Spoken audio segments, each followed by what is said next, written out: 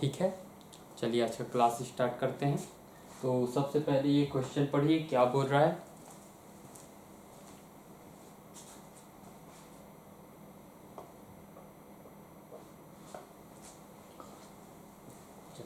देखिए, बोल रहा है कि दो पेंडुलम हैं जिनका लेंथ है 121 सेंटीमीटर और 100 सेंटीमीटर, और ये जब मेन पोजीशन पे होते हैं तो सेम फेस में, मेन पोजीशन से स्टार्ट करें उस टाइम ये सेम फेस में है।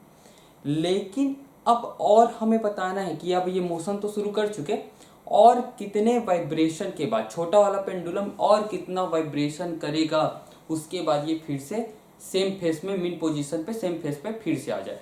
ये दो पेंडुलम गए, लेकिन अब गए कुछ, अब इनका वाइब्रेशन फ्रीक्वेंसी कुछ अलग अलग होगा, फ्रीक्वेंसी अलग अलग है। तो जरूरी नहीं है कि अगले बार भी ये दोनों के दोनों अगर फ्रीक्वेंसी अलग अलग हुआ तो जस्ट नेक्स्ट वाले वाइब्रेशन कंप्लीट होते ये दोनों सेम फेस में नहीं आ पाएंगे। लेकिन ऐसा नंबर ऑफ वाइब्रेशन बताना है, 5 होगा, 6 होगा, 7 होगा, 15 होगा, 20 होगा, ऐसा कौन सा नंबर ऑफ वाइब्रेशन है जब ये फिर से सेम फेस में आ पाए मेन पोजीशन पे। ठीक है, तो उस चीज को देखते हैं। तो मान लेते हैं कि छोटे वाले n1 नंबर ऑफ वाइब्रेशन के बाद क्या होता है कि ये दूसरे पेंडुलम के साथ सेम फेस में आ जाते हैं। कितना? n1। और जब ये n1 वाइब्रेशन कंप्लीट करता है छोटा वाला, तब बड़ा वाला जो है n2 वाइब्रेशन कंप्लीट करता है। ये मैंने मान लिया कि छोटा वाला n1 और बड़ा वाला n2 वाइब्रेशन कंप्लीट करता है, तब ये फिर से सेम फेस में आ जाते हैं। अब n1 वाइब्रेशन कंप्लीट करने में और n2 वाइब्रेशन, या बोलो कि n2 वाइब्रेशन कंप्लीट करने में इनको कितना टाइम लगेगा? छोटे वाले को कितना टाइम लग जाएगा? n1 into t1। t1 क्या है? एक वाइब्रेशन कंप्लीट करने में, एक साइकिल पूरा करने में जितना टाइम लगेगा वो क्या है? t1। सॉरी, हाँ ठीक है, t1 छोटे वाले पेंडुलम का टाइम पीरियड है, t2 को बोलता हूँ बड़े वाले पेंडुलम का टाइम पीरियड। तो छोटे वाले को कितना टाइम लगेगा एक वाइब्रेशन को पूरा करने में? t1। तो n1 वाइब्रेशन को कंप्लीट करने में कितना लगेगा? n1 t1। बड़े वाले को कितना, अगर एक साइकिल पूरा करने में एक t2 टाइम लगता है, t2, तो n2 वाइब्रेशन कंप्लीट करने में कितना टाइम लगेगा? n2 into t2। ठीक, यानी कि दोनों बराबर होंगे, ये दोनों टाइम क्या होगा? बराबर होगा। क्यों? क्योंकि ये जब इतने टाइम ये n1 वाइब्रेशन कंप्लीट करता है उतने ही टाइम में ये n2 वाइब्रेशन कंप्लीट करता है उतने ही टाइम में, तो ये दोनों जो टाइम हो गया वो बराबर हो गया। अब इसको आगे सॉल्व करते हैं तो क्या पाएंगे, देखते हैं। n1 t1 का रख देता हूं 2 pi l1 g equal to n2 2 pi root l2 g। ये मैंने टाइम पीरियड का फार्मूला लगा दिया। यहां से क्या देख सकते हैं कि देखिए l1 दिया है तो हम ज्यादातर टाइम क्या करते हैं? SI यूनिट में रखते हैं वैल्यू को। यहाँ पे कोई जरूरत नहीं है, CGS में रखेंगे, आंसर आ जाएगा। आप रखना चाहे तो मीटर में कन्वर्ट करके भी रख सकते हैं, उतना ही आंसर आएगा, उससे कोई फर्क नहीं पड़ेगा। तो हम सीधा CGS में रखते हैं। सबसे पहले देखिए 2 पाई से 2 पाई तो चला गया, ये g चला जाएगा, ये g चला जाएगा, बचेगा क्या? n1 root l1 equal to n2 root l2। इसको क्या लिख सकते हैं? n1 divide by n2 equal to l2 divide by l1, इतना हम लिख सकते हैं। अब n1 divide by n2, l2 कितना है हमारा? 1 2 1 डिवाइड बाई l1 कितना है? 100। तो ये मैंने डाल दिया भाई 100। तो n1 डिवाइड बाई n2 कितना आ गया? ये आ जाएगा 11, ये आएगा 10 आएगा। तो यहां से देख सकते हैं n1 आया 11 के बराबर, यानी कि छोटा वाला जो पेंडुलम है वो 11 वाइब्रेशन कंप्लीट कर लेगा, तब इसके साथ सेम फेस में आएगा बड़े वाले के साथ। तो ये 11 हमारा आंसर हुआ। तो ये लिख लीजिए, फिर आगे चलेंगे।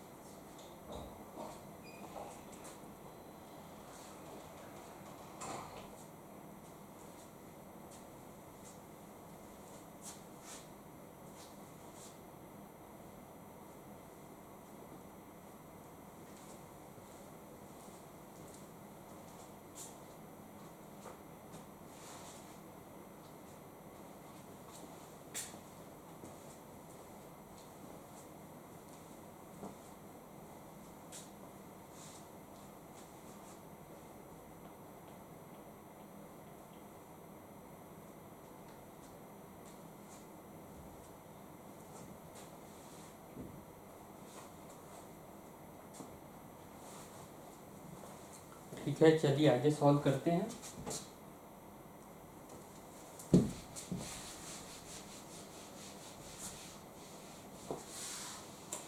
देखिए अगला क्वेश्चन क्या बोल रहा है।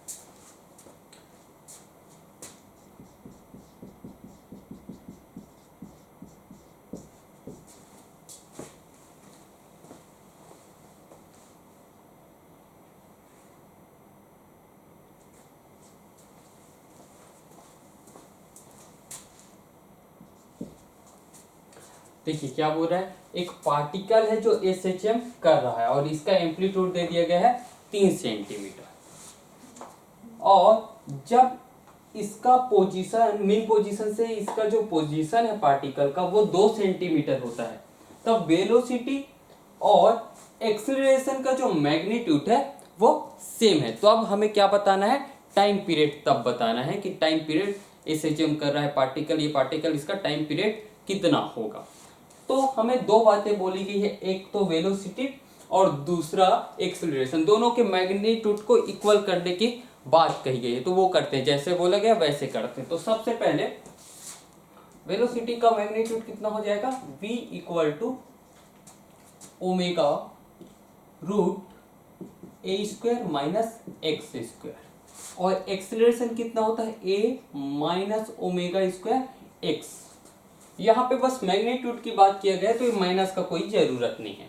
अब दोनों को क्या बोला गया है कि 2 सेंटीमीटर, जब पार्टिकल का पोजीशन 2 सेंटीमीटर हो, मीन पोजीशन से 2 सेंटीमीटर की दूरी पे हो, तब दोनों क्या होता है, इक्वल होता है। तो हम क्या कर देते हैं, omega square x equal to omega a square minus x square. यहां से क्या लिख सकते हैं, ओमेगा, एक ओमेगा से चला जाएगा तो यहां बचेगा A square minus x square divide by x, इतना लिख सकते हैं।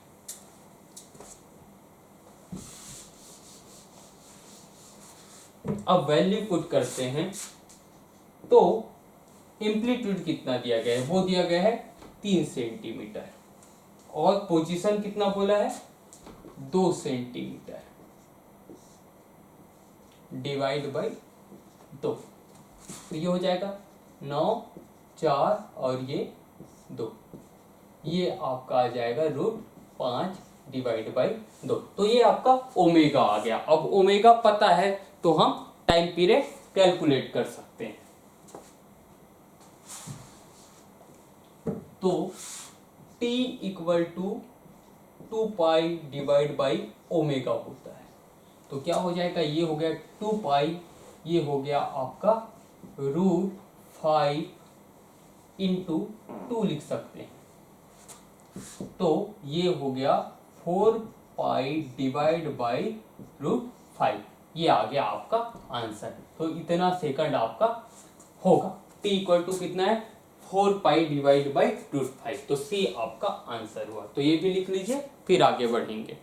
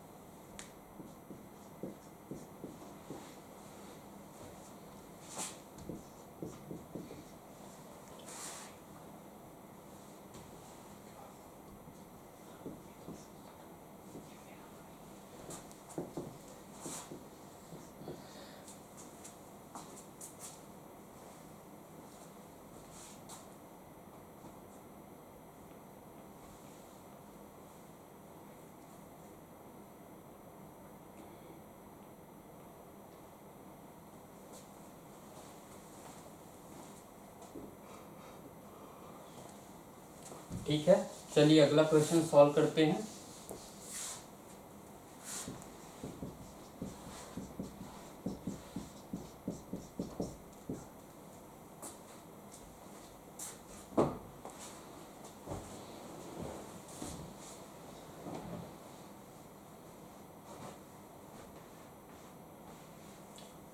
तो देखिए क्या बोला गया है कि एक पार्टिकल जो है एसएचएम कर रही है और यहाँ पे मैक्सिमम एक्सीलरेशन अल्फा है बोला है और मैक्सिमम वेलोसिटी बीटा है।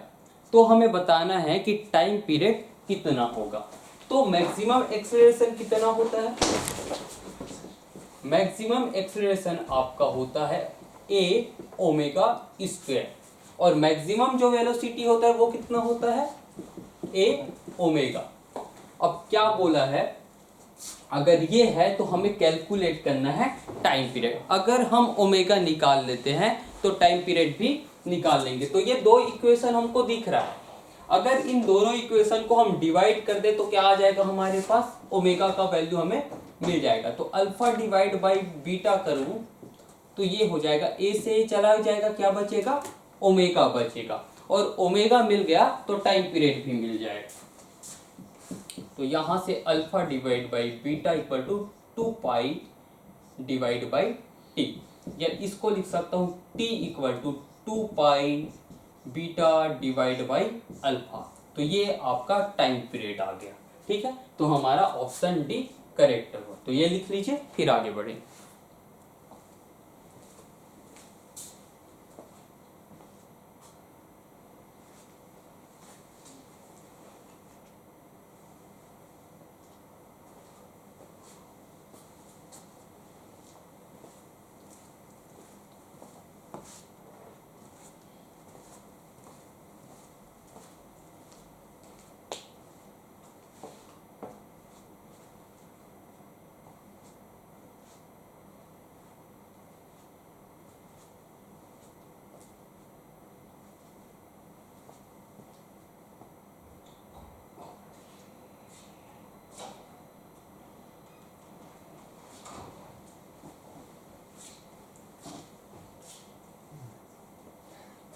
बैठ गए।